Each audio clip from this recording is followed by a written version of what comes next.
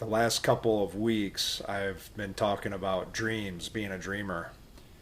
And for me, in this dialogue, taking it somewhere because it really ramps into something important, a subject matter.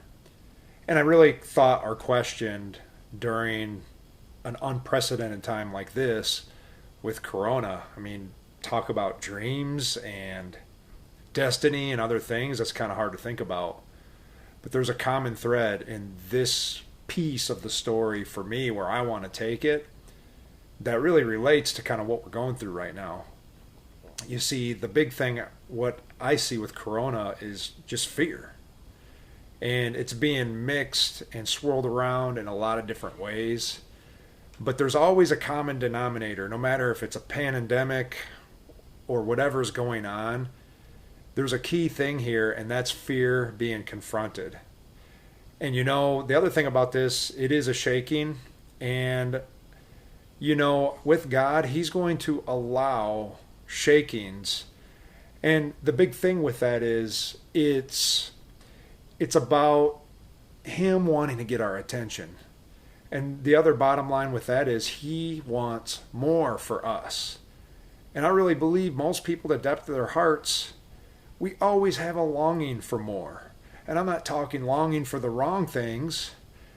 A lot of times, God doesn't mind if we desire earthly things even. It's just, where's the priority in that? But God knows that if we continue to have the deep longings inside of us that lead us to more trust in Him, that equals more relationship with Him.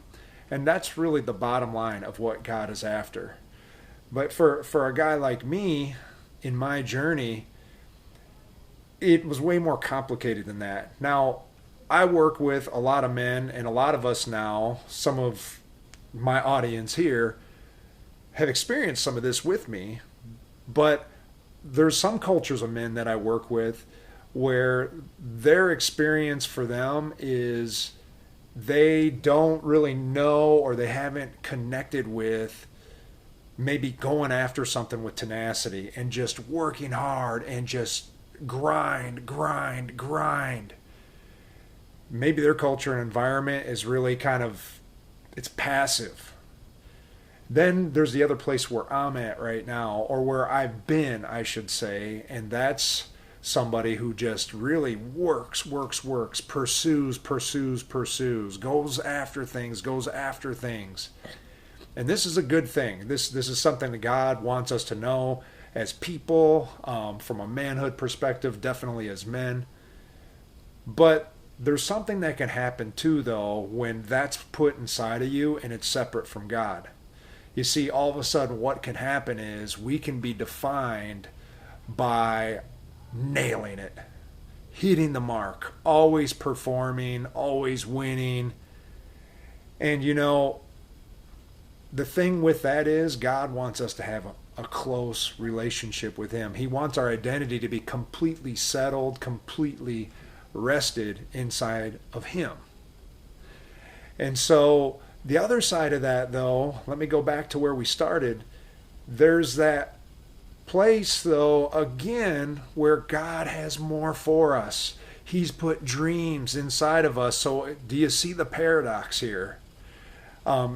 The paradox of the longing for more and wanting to go after it, but then learning to settle and rest inside of Him. Basically, believe and trust Him by faith, and then co-labor with Him. Take good work ethic and have our part.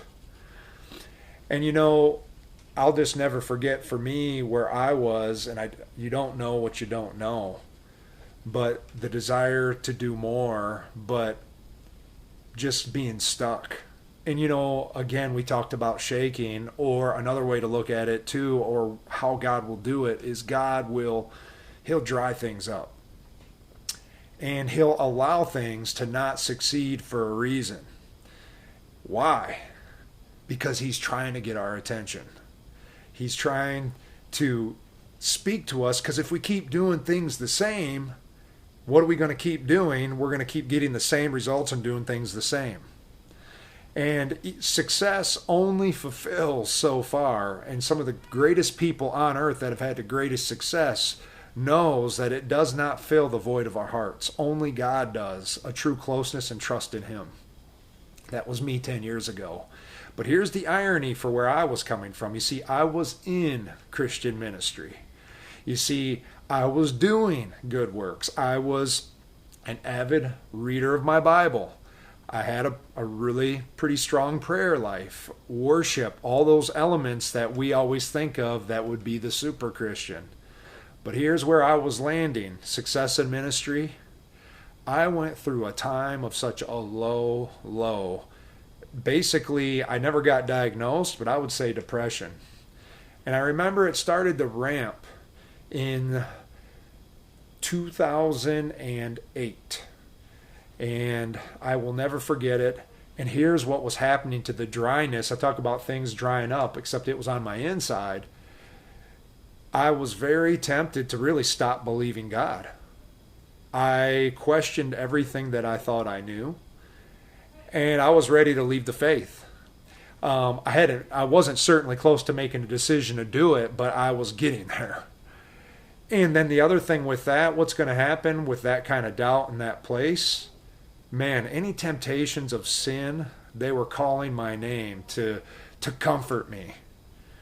And I think another thing I learned in that was how much of certain areas of my life in sin Greg was overcoming. God wasn't the one helping me to do it. So maybe just hearing that, you can see why God would allow us to dry up. At first it seemed like a sick joke. Why would God do that to us? Like, Greg, allow you to almost forsake your faith? Because God knew that had to happen because of what He was going to do in my life.